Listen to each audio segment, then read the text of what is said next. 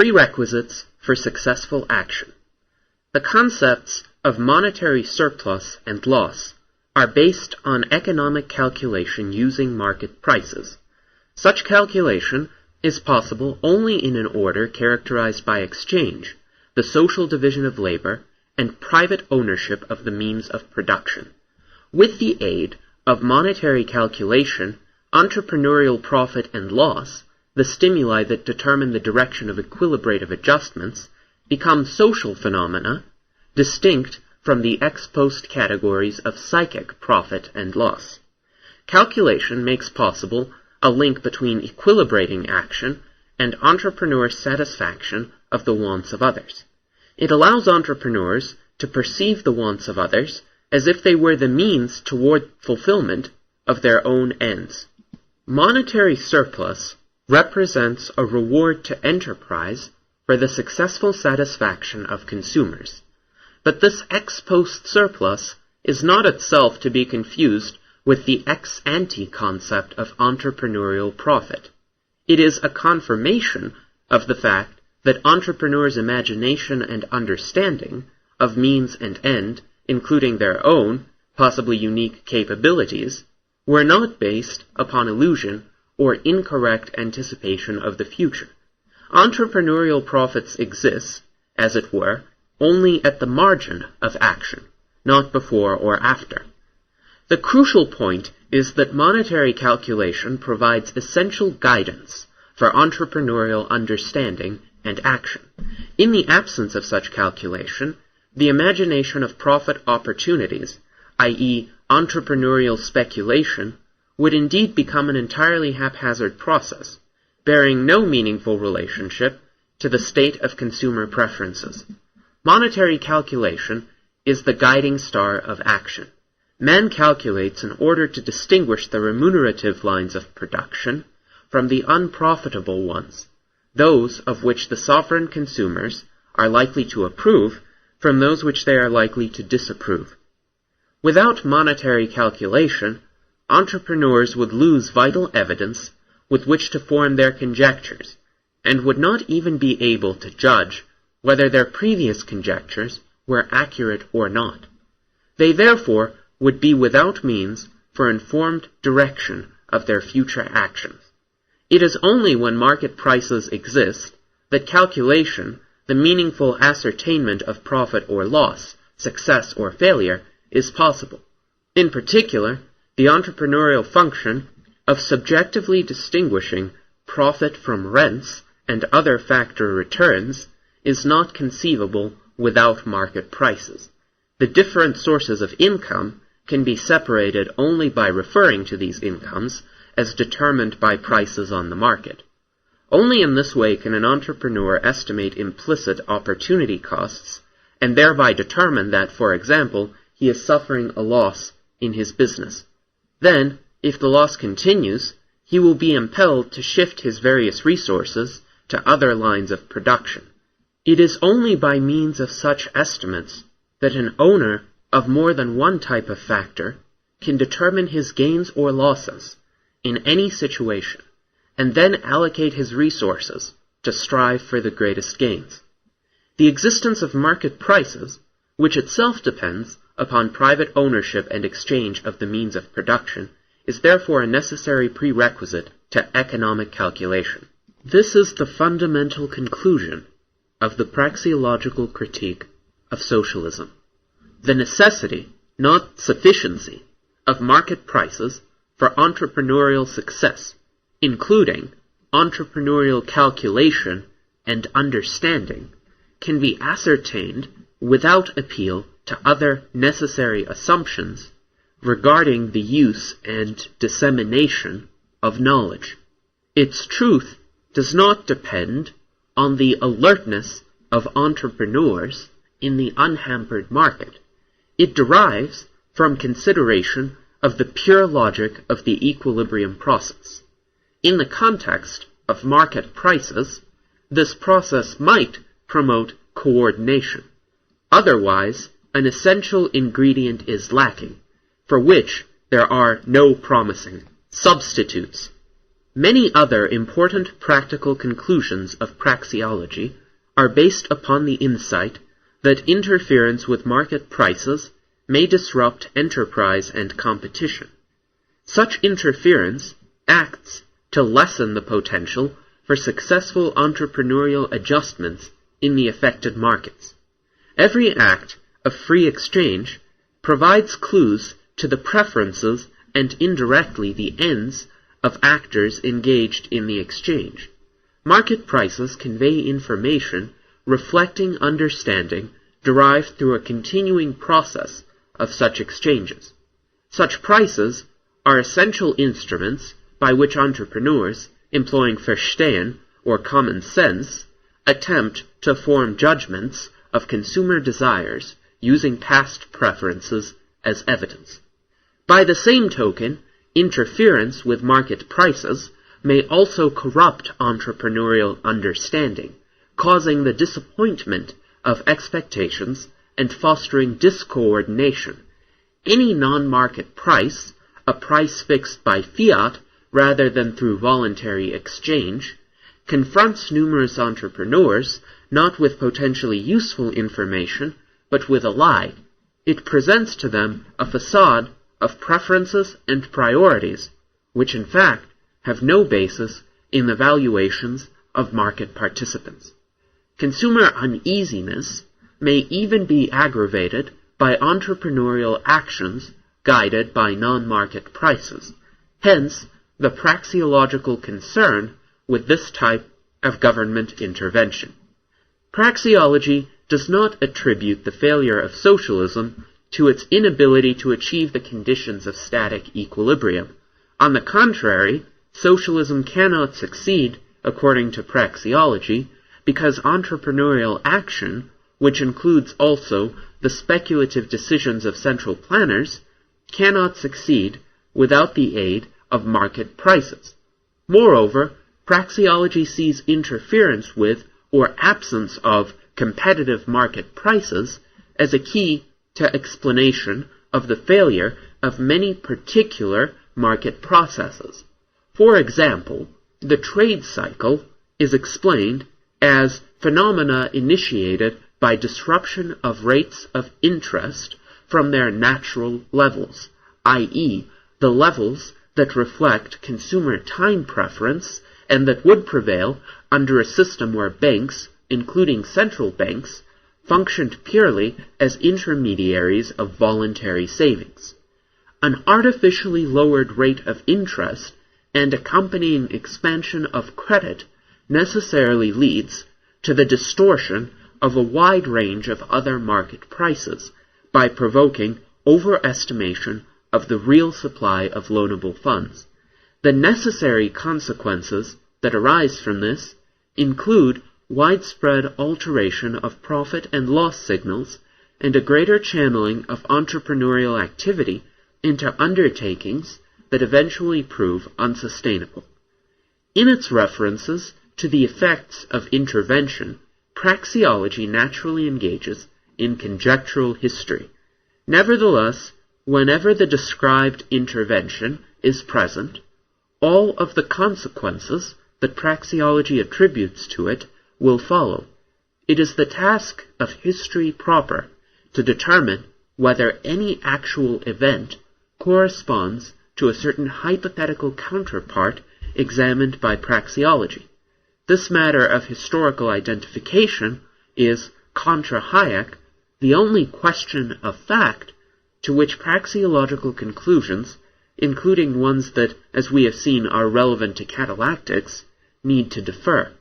There is no question here of any need for or possibility of verification or falsification of praxeological theories either in the manner suggested by positivists or by appeal to common sense. We have still to deal with the implication, present for instance in Hayek's essay, that the results of praxeology, although varied and profound, are nevertheless tautological and therefore of no independent practical significance. Here, it may simply be answered that if in fact praxeological results are tautologies, then they are tautologies of great importance. In a sense, they resemble tautologous statements of the sort 2 plus 2 does not equal 5. This statement, one might claim, provides no fresh knowledge of the real world. Nevertheless, it is essential to insist upon its truth whenever anyone is bold enough to deny it. Similarly, the conclusions of praxeology would perhaps be of little value were there not people anxious to defy them. For example, by seeking to avoid the harmful consequences of inflation by means of price controls, by throwing obstacles in the way of rivalrous competition and entrepreneurial innovation, or by advocating socialism as a means for the rational allocation of resources. The demonstration of the inappropriateness of such programs is the prime contribution of praxeological economic theory to human welfare. It is a contribution of more than merely verbal significance. Thus far, we have seen that many praxeological conclusions relevant to catalactics do not depend upon assumptions about knowledge, alertness, and entrepreneurial understanding. They deal with people as such and do not require appeal to common sense or empirical assumptions. We have also seen that, although logically necessary, conclusions derived by praxeology are not intrinsically empty or without practical importance. However, a complete answer respecting this last point cannot be given until the issue of coordination is addressed. We have not yet entirely escaped the claim that praxeology may after all be useless. The common sense of coordination. As used in this article, coordination and equilibration are not synonyms. Coordination, which depends upon the correctness of entrepreneurial expectations, is not a praxeological concept. While we cannot think of free action as non-equilibrating, we can conceive of actions that are non-coordinating. In order to establish whether a particular concrete state of affairs exemplifies coordination or the compatibility of plans, social scientists must resort to the common sense method of specific understanding employed in historical analysis. They must therefore abandon the strict subjectivism of praxeology and allow themselves to impute specific ends and aspirations to individuals. Then, in order to determine whether the actions of individuals are compatible with one another, they contrast them with an ideal typical plan of their own construction. In other words, they treat the actions of other individuals as means and judge their efficacy with regard to a set of imputed ends. To maintain that individual plans can be coordinated is to affirm the existence of social causation. The idea that such causation operates is related to the belief that social actions are or may be largely successful. Praxeology conceives of a sequence of social events as coordinated insofar as they result mainly in psychic profit rather than psychic loss. The notion of coordination thus becomes a corollary to the praxeological construct of the progressing economy. But to say that progress actually exists requires an appeal to understanding. Whenever economic history ventures to classify economic evolution within a certain period according to the scheme stationary, progressing, or retrogressing, it resorts, in fact, to historical understanding, Verstehen, and does not measure it. There can thus be no question of an answer to the question of coordination in any sense admitting to either apodictic certainty or to empirical falsifiability. Psychic profit and loss are subjective, immeasurable phenomena. A progressing economy requires, first of all, that entrepreneurs are neither so dull nor so content as to never imagine opportunities for profit at all. Otherwise, there would be no innovation or accumulation, and society would settle into the praxeological fiction of the evenly rotating economy. In such a situation, coordination is complete in the sense that there is equilibrium, but it is obviously not coordination in the sense of compatibility of plans, for the evenly rotating economy presupposes the absence of true plans aimed at the elimination of felt uneasiness. It involves, in place of changing plans, the cyclical mechanical motions of lifeless automatons. Ignoring the extreme case of the evenly rotating economy, coordination requires also that there be adequate entrepreneurial foresight, an ability to anticipate future change and thereby to avoid psychic disappointment. Here is where expectations enter into the analysis. It is also where the doctrines of Shackle and Lachmann assert themselves concerning the collidic character of the future. In a world in which the future is truly collidic, coordination and its counterpart, economic progress, are not possible. Action in such a world, even in the unhampered market, leads not to spontaneous order, but to chaos. Speculation becomes a matter of sheer guesswork, useless and counterproductive. And this will be the case even where there is a freely functioning price system. Under such conditions, action cannot truly be said to be purposeful at all, for actors' belief that they are able to achieve their purposes can only be an illusion. Praxeology would in this case be a body of tautologous assertions of academic interest only. Thus, for example, although the existence of market prices is necessary for coordination because it provides the only reliable means for people's actions to be guided by the wants of others, it may not be sufficient. It could be that anticipations are generally disappointed, so that wealth does not accumulate. Coordination and its representative, economic progress, will then be impossible even with an unhampered price system. Such possibilities form the crux of the Shackleian challenge to praxeology. On the face of things, it is easy to sympathize with Kirzner's desire to dismiss the divergent expectations or collidic future hypothesis. Paris, Kirzner observes, gets fed. This seems to be an appropriate empirical answer to what is in essence an empirical assertion. It might easily be supplemented by a litany of trite observations regarding the accumulation of capital, general improvement of well-being, remarkable scientific and technical achievements, etc., that have been sponsored by the capitalist system. Such a response is also inviting because it suggests that praxeology is not, after all, at loggerheads with historical understanding, that in general markets do generate order, whereas interference tends to have the destructive effects that praxeology predicts.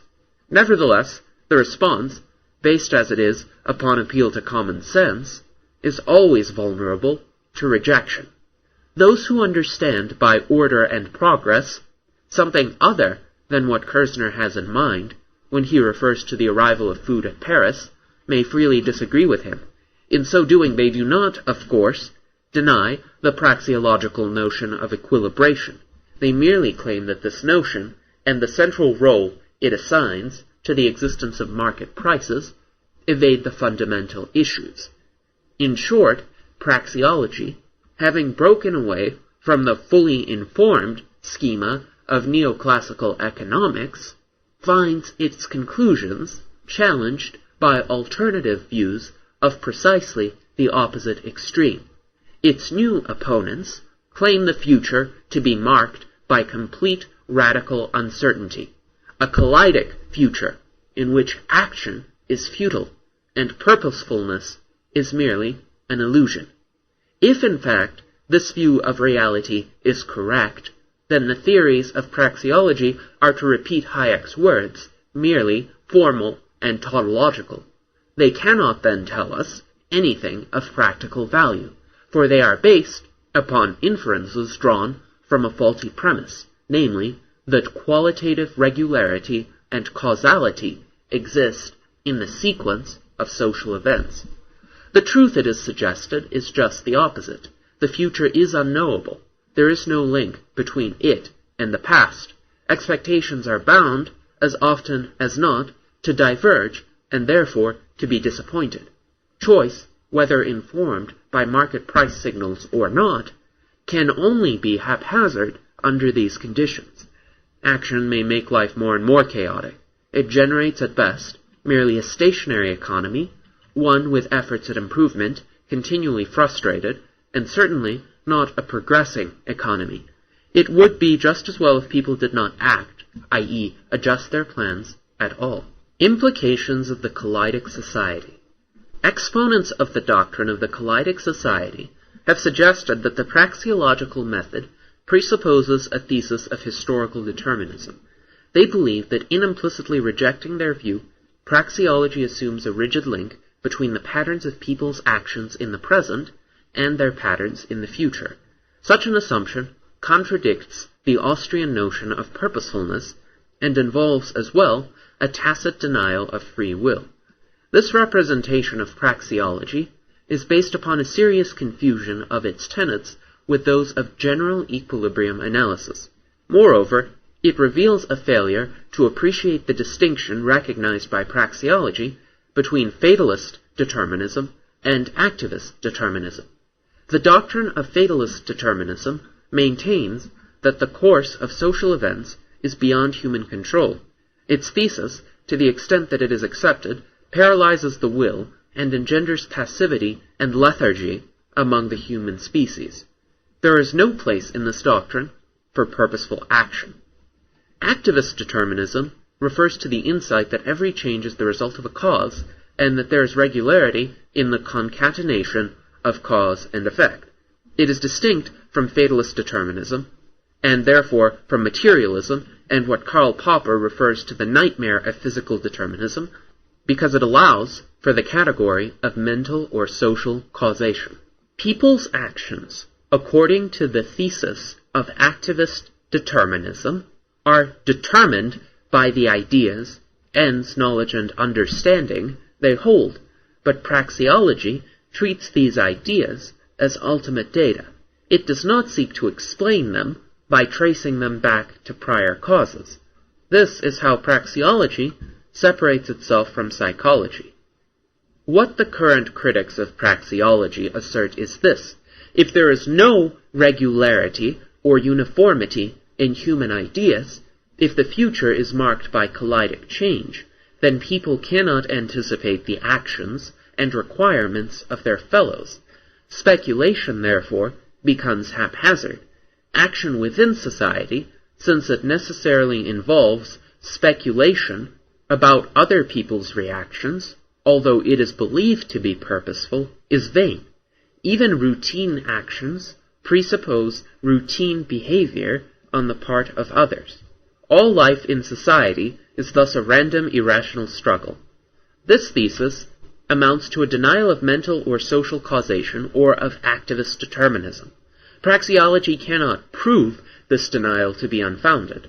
It treats the existence of causality, including social causality, as an ultimate given, a priori even, of human purposefulness. The philosophical, epistemological, and metaphysical problems of causality and of imperfect induction are beyond the scope of praxeology. We must simply establish the fact that in order to act, man must know the causal relationship between events, processes, or states of affairs, and only so far as he knows this relationship can his action attain the ends sought. We are fully aware that in asserting this we are moving in a circle, for the evidence that we have correctly perceived a causal relation is provided only by the fact that action guided by this knowledge results in the expected outcome. The questions of coordination and the possibility of progress are one and the same, and both have to do with the existence of social causation. The doctrine that the future is kaleidic, if it means anything at all, means the denial of spontaneous order, coordination, progress, and fundamentally social causation, for the first of these are merely manifestations of the last. No evidence can dispose of the suggestion that the future is kaleidic, and that social causation is lacking. Yet current efforts of Austrian economists include attempts to develop a theory of entrepreneurial prediction or understanding that might resolve the problems implied by the uncertainty of the future. This seems to be a part of the intent of Rizzo and O'Driscoll in their book The Economics of Time and Ignorance. Such work may uncover useful evidence concerning conditions that encourage entrepreneurial success. Nevertheless, it is not likely to satisfy critics who maintain that the future is beyond the grasp of entrepreneurial ability. Any efforts of this new Austrian research program to reconstruct praxeology on the basis of a theory of knowledge would in this sense be misguided. The problem is that any explanation of entrepreneurial prediction and understanding must make reference to ideal typical representations of human thought, patterns and preferences, as are employed, for example, in Schutz's work. Such representations already presuppose the regularity and uniformity rejected by those who hold the future to be kaleidic. If an ideal type refers to people, it implies that in some respect these men are valuing and acting in a uniform or similar way. When it refers to institutions, it implies that these institutions are products of uniform or similar ways of acting and valuing, or that they influence valuing and acting in a uniform or similar manner. Those who consistently believe Shackle's doctrines are bound to view explanations of human understanding that employ ideal-type constructs as unjustified and question-begging.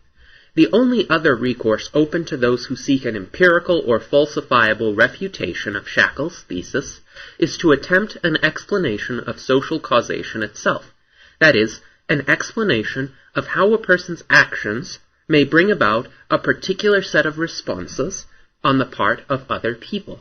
To pursue such a course of study would require one to entertain a belief in strict behaviorism.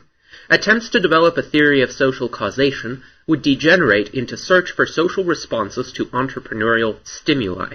Were such attempts able to succeed, they could at best provide a basis for a theory not of people's actions but of their reactions, and would therefore encompass a denial of purposefulness. Any such research program must ultimately collapse under the weight of its own self-contradictory presuppositions. But to the extent that it is seriously undertaken by Austrian economists, it would as thoroughly undermine their school's viewpoints as would wholesale adoption of Shackle's views. Although evidence cannot refute the hypothesis that the future is kaleidic, reason can expose the contradictions that must result from its consistent embrace. Praxeology has employed this approach in the past, in criticizing the doctrines of historicism and logical positivism. The idea that social change is kaleidic implies, as has been shown, the denial of both fatalist and activist determinism. This leaves only the alternative of complete indeterminism. The social events of the future have no necessary connection with those of the past. In such a world, people would have no reason to act.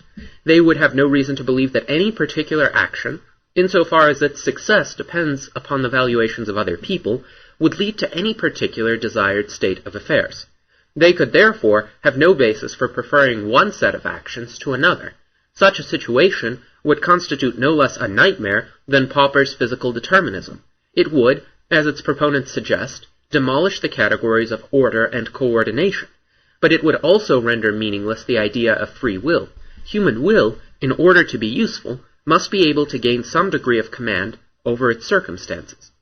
Consistently applied, the doctrine of the kaleidic society must also lead to the abandonment of all quests for knowledge about human action. In the world that it postulates, both theory and history would be useless. People could learn nothing from the past. Moreover, its meaningful investigation would be impossible. If that which is becoming were altogether independent of the past and in no way related to it, not only would historic events have no connection with each other, but we should not have any extended events at all. We cannot speak of any historic process unless there is continuity, unless there are elements of identity between the present and the past. Moreover, to deny that the past molds the future is to deny that there is any continuity or any process. Thus, the search for theory, i.e., for necessary and universal patterns in human action, would be fruitless. Oscar Morgenstern has argued that the assumption of radical uncertainty is incompatible with the pursuit of theoretical knowledge. Next to the assumption of complete unlimited foresight, there must be rejected, too, the assumption that there exists no foresight at all. That would mean complete chaos in the conduct of men. Such an assumption would make the existence of the economy just as impossible as that of economic theory, which, as does all science, has to posit a minimum of uniformity in the world. That there is no kind of foresight would be the equivalent to the assertion that acts of the individuals could not be arranged at all. So it can be maintained that some positive degree of knowledge as to future behavior, that is, one with more or less established assumptions about the future, is absolutely necessary for the economy. All theory presupposes the existence of a degree of qualitative regularity and uniformity in the concrete phenomena of reality. The classification of events and institutions presupposes such a belief. So indeed does the very existence and use of language. Thus, it is utterly contradictory for upholders of the doctrine that the future is collidic to involve themselves in theoretical discussions, especially when such discussions refer to institutions such as banks or money, or to classes of events such as the trade cycle or inflation. Such categories, including all ideal typical constructs employed in economic history and in the hypotheses of social science, have meaning only by virtue of an appeal to the regularity and continuity of events in the social world. Thus, it is futile to attempt, pace Hayek, to explain why people should ever be right. Rather, acceptance of the fact that people can be right is a requirement imposed by the rules of reason themselves.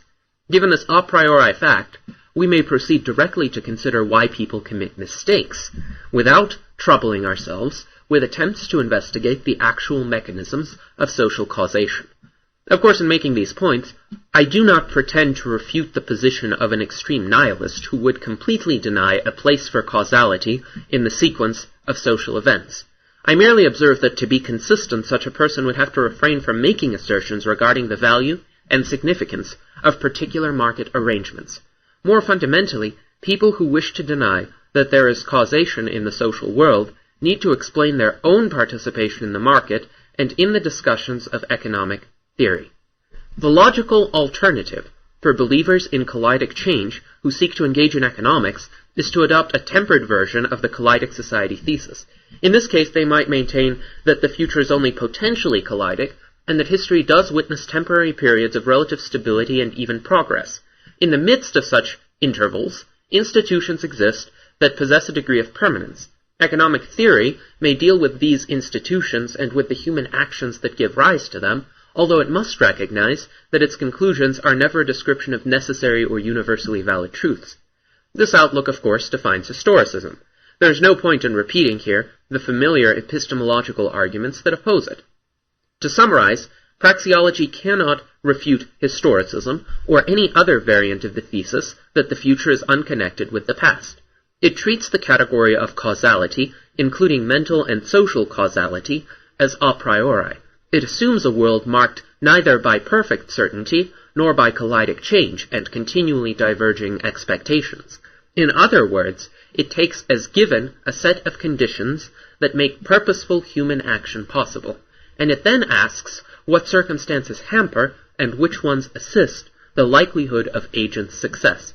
In proceeding in this manner, instead of seeking to actually explain why men should ever be right, praxeology takes the only route available to theory that avoids self-contradiction. It adopts as its starting point, but does not try to explain, the actual persistence of human habits and institutions. That is one of the great facts of theory, which we cannot ignore if we are to retain any understanding. A stalwart might still argue that praxeology, like Euclidean geometry, is purely formal and arbitrary rather than necessarily true.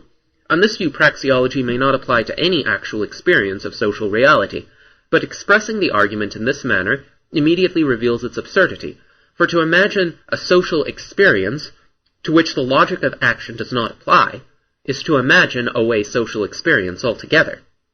This is because the idea of experience itself presupposes the categories of causality and regularity on which praxeology depends. In a universe lacking regularity, there could not be any thinking and nothing could be experienced. For experience is the awareness of identity in what is perceived. It is the first step toward a classification of events, and the concept of classes would be empty and useless if there were no regularity. So long as there can be meaningful experience of social phenomena, then this experience will be one for which the deductions of praxeology are valid. To imagine otherwise is to imagine a social environment free from meaningful experience altogether. Thinking and acting people cannot consistently regard their world as one in which the laws of praxeology are mere formalities. Of course, it may be that a world exists in which praxeology would not provide useful knowledge, but this would not be a world in which either purposeful action or economic knowledge mattered or would be possible. The observations of any non-praxeological economics, even if valid, could not serve any useful purpose.